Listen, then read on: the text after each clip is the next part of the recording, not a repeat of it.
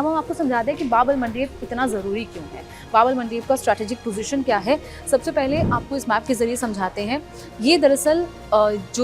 जिसकी होर्मुज़ की बात होती है, जो स्ट्रेट ऑफ होर्मुज़ है, वो दरअसल यहाँ पर है, यानी कि जो ये ईरान है और ईरान के साथ साथ यहाँ पर ओमान है, यानी कि इन दोनों के बीच में जो सी निकलता है जो कि कनेक्ट करता है पर्शियन गल्फ को गल्फ ऑफ ओमान से। ये पर्शियन गल्फ है, यहाँ से गल्फ ऑफ ओमान है, यहाँ से जो ये कनेक्टिंग पॉइंट है ये स्ट्रेट ऑफ होर्मुज़ है। लेकिन इसकी दूसरी तरफ अगर आप जाएं, जो यमन के पास है, यमन के पास यहाँ पर जो बाब अल मंडेब है वो कनेक्ट करता है रेड सी को और गल्फ ऑफ एडन को, और इसके साथ साथ उसके बाद इंडियन ओशन से इसे कनेक्ट करता है। यानी कि अगर व्यापार होना है, अगर एलएनजी निकलनी है, पेट्रोकेमिकल प्रोडक्ट्स निकलने हैं, ऑयल टैंकर्स निकलने हैं, तो वो जो होर्मुज़ से निकलते थे, यानी कि जो मिडिल ईस्ट कंट्रीज़ जब अपना ऑयल सप्लाई करती हैं तो वो पहले होर्मुज़ से निकालती थी अपने जहाज़ों को। अब उसमें से कुछ जहाज़ यहाँ से यानी कि बाब अल मंडेब से भी निकलने लगे हैं और इंडिया के लिए ये बहुत ज़रूरी है, उस पर भी हम आगे आप चर्चा करेंगे। लेकिन ये बहुत ही स्ट्रैटेजिक रूट है। सोचिए ये जो पॉइंट्स हैं, अगर इनको चोक कर दिया जाता है तो सिचुएशन कितनी ख़राब हो सकती है, क्योंकि यहाँ से भी लगभग 10 से 12% जो ग्लोबल ट्रेड है वो इस बाब अल मंडेब से होता है। और इसके साथ साथ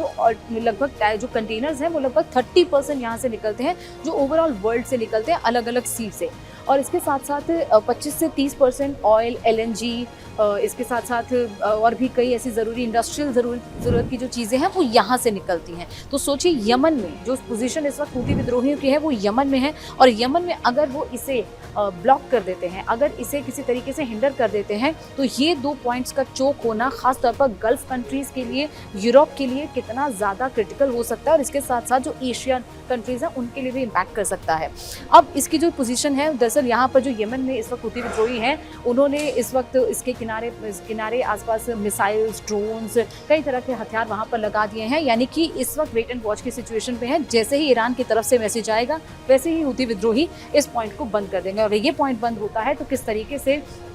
पूरे देश का जो ट्रेड है वो इफेक्ट होगा।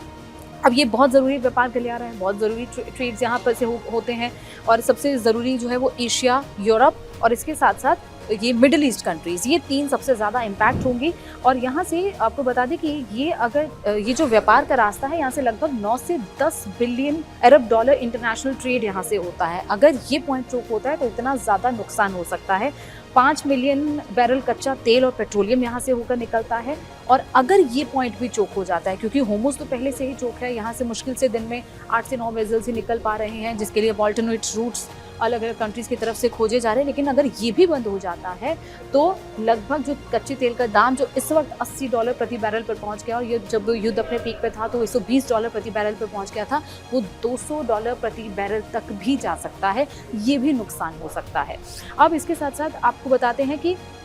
हूतीज़ ने तो अपनी पोजीशन यहाँ पर अपने आप को प्लेस कर ही लिया है, और जैसे ही ईरान की तरफ से मैसेज आएगा वैसे ही अटैक्स कर दिया जाएगा। अब दूसरा रूट क्या हो सकता है? देखिए, ये इस वक्त पोजीशन जो है यहाँ पर ये वाली है, यानी कि यमन से इसे कनेक्ट करता है, और यहाँ से होकर ही पूरा जो फिर चाहे वो इंडस्ट्रियल यूज़ का सामान हो या फिर किसी तरीके से एलएनजी, पेट्रोल, वो यहाँ से होकर यूरोप में जाता है और उसके बाद बाकी एशियन कंट्रीज़ में जाता है। अब आपको वर्ल्ड मैप के ज़रिए समझाते हैं कि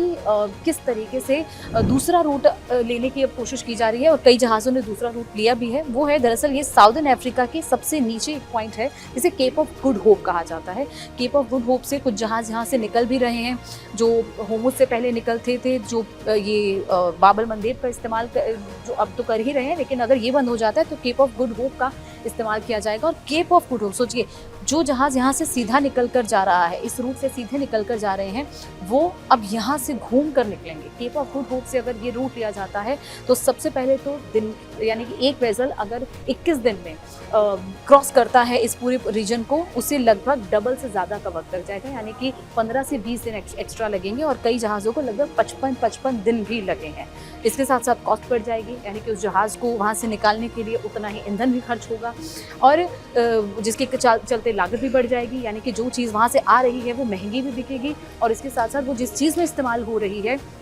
फिर चाहे वो फार्मास्यूटिकल प्रोडक्ट्स हो, चाहे वो टेक्सटाइल हो, चाहे वो एलएनजी हो, चाहे वो पेट्रोलियम हो, वो सारी चीज़ें मार्केट में आकर और ज़्यादा कॉस्टली हो जाएंगी, क्योंकि जो भी ट्रेडर्स हैं जो यहाँ से अपना सामान मंगवा रहे हैं, ज़ाहिर तौर पर उनको ज़्यादा खर्च देना पड़ेगा। और यही वजह है कि केप ऑफ गुड होप अगर आने वाले दिनों में ज़्यादा इस्तेमाल होता है तो आने वाले दिनों में इन्फ्लेशन ज़्यादा हो सकती है।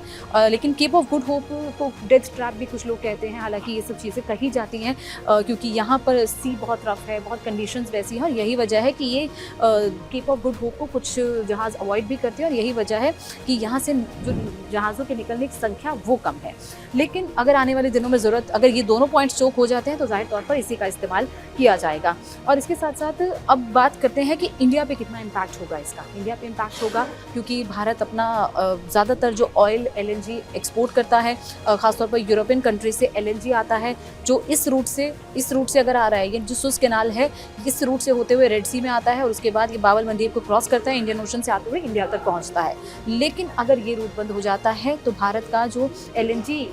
इंपोर्ट है वो बंद हो जाएगा, उस पर काफ़ी ज़्यादा रिस्ट्रिक्शन आ जाएंगे। इसके अलावा रशिया से जो ऑयल आता है उसका भी रूट बदल जाएगा, वो आना भी मुश्किल हो जाएगा और यही वजह है कि इस तरीके से भारत के इंपोर्ट पर असर पड़ेगा। और इसके साथ साथ भारत एक्सपोर्ट भी करता है अपने यहाँ से कई ऐसे प्रोडक्ट्स हैं जो कई मैन्युफैक्चरर्स हैं जो कि यूरोप में एक्सपोर्ट करते हैं, फिर चाहे वो बासमती चावल हो, फिर चाहे वो कुछ फार्मास्यूटिकल प्रोडक्ट्स हों और इसके साथ साथ कई मशीनरी प्रोडक्ट्स हैं, कई टेक्सटाइल के प्रोडक्ट्स हैं जो कि भारत एक्सपोर्ट करता है, जो यूरोपियन कंट्रीज़ में भेजे जाते हैं। और अगर ऐसा ये बंद हो जाता है बाब एल मंडीब तो ये भी यानी कि भारत का इंपोर्ट भी इम्पैक्ट करेगा और भारत का एक्सपोर्ट भी इम्पैक्ट होगा। और इसके साथ साथ जो पेट्रोकेमिकल डिस्ट्रप्शंस हो जाएंगे, यानी कि फार्मास्यूटिकल प्रोडक्ट्स वो महंगे वहाँ से आएंगे, जिसके चलते फार्मेसी का जो बाज़ार है उसमें महंगाई आ जाएगी। सिंथेटिक फाइबर्स, पैकेजिंग मटीरियल, सब कुछ ऐसे इंडस्ट्रियल प्रोडक्ट्स हैं जो वहाँ से आते हैं और यही वजह है कि इन्फ्लेशन का डर सता रहा है।